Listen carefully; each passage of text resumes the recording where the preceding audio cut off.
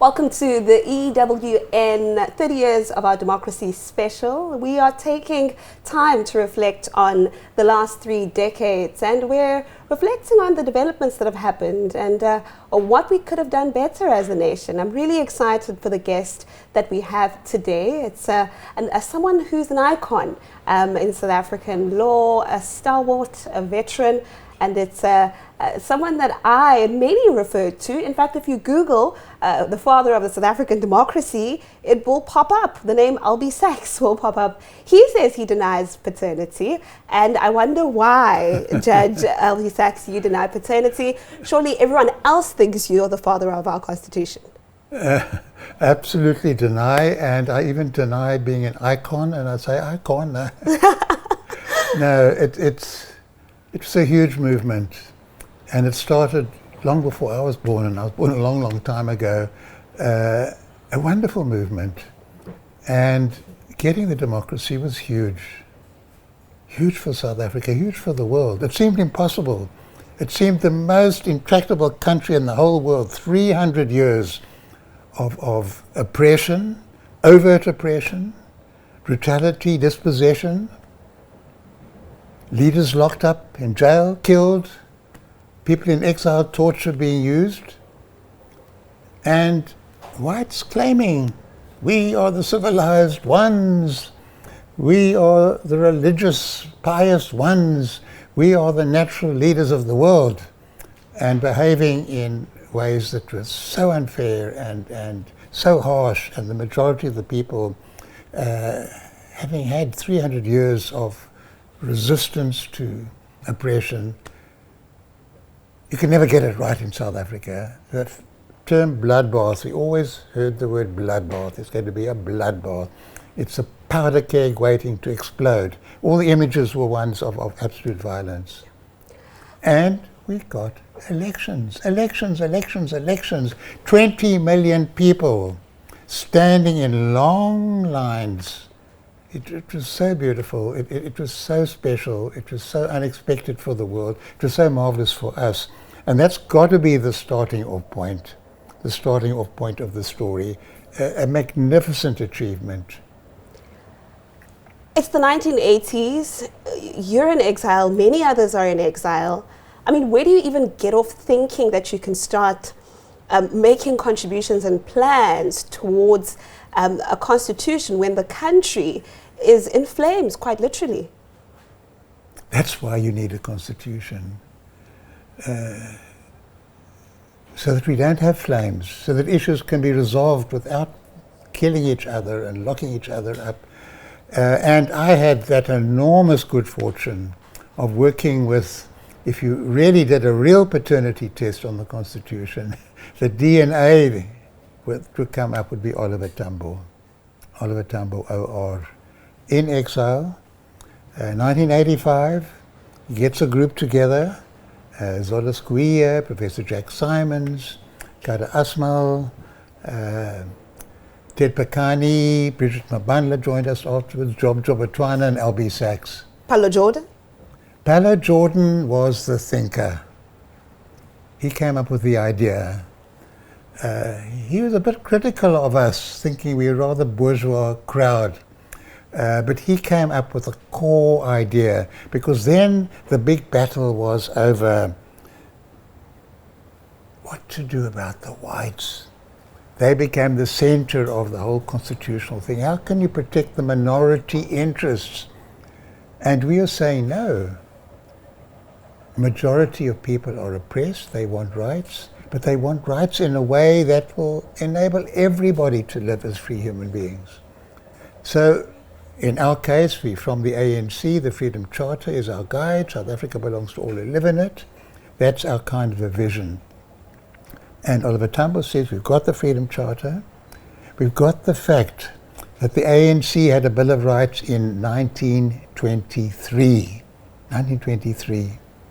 In 1944, another Bill of Rights at the time of the Atlantic Charter, Churchill, Roosevelt getting together, a vision of a post-Hitler world, and black people in South Africa saying, hey, what about us? This is the vision of what we want, a Bill of Rights. Then the Freedom Charter, 955 at Kliptown, where I happened to be, that kind of a vision.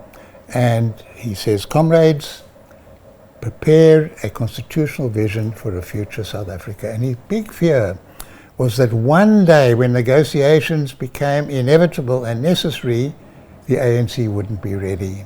He wanted to be ready. And the core idea he got from Paulo Jordan, as brilliant intellectual, independent-minded, spirited person, and he's saying the whites will have to concede to one person, one vote, eventually. They have to give way, but they're preparing their trenches, and they're going to try and protect their position through group rights, so that the whites will have their leader, blacks will have their leader, colored people have their leader, Indian people can have their leader, Afrikaners can have their leader, whatever it might be, and they get together and they rule by consensus. And that would have been disastrous for South Africa. And our answer is a Bill of Rights. We want a Bill of Rights. We believe in it. We believe in rights for people, but also that will protect everybody, including the whites, not especially the whites. A Bill of Rights. I'm getting mixed up myself between a Bill of Rights and a Bill of Whites.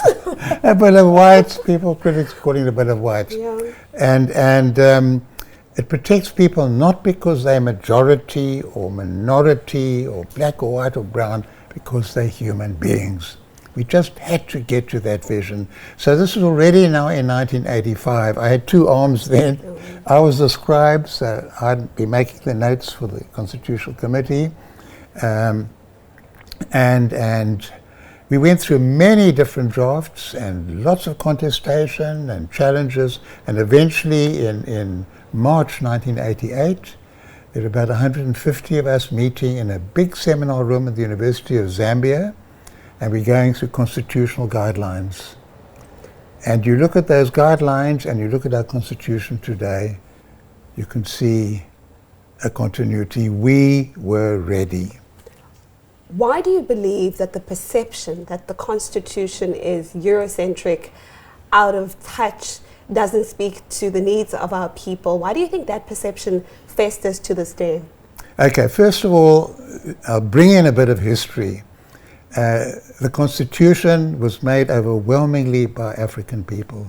Oliver Tambo, Paulo Jordan, going back on the different histories, going back to previous leaders of the ANC supporting that idea.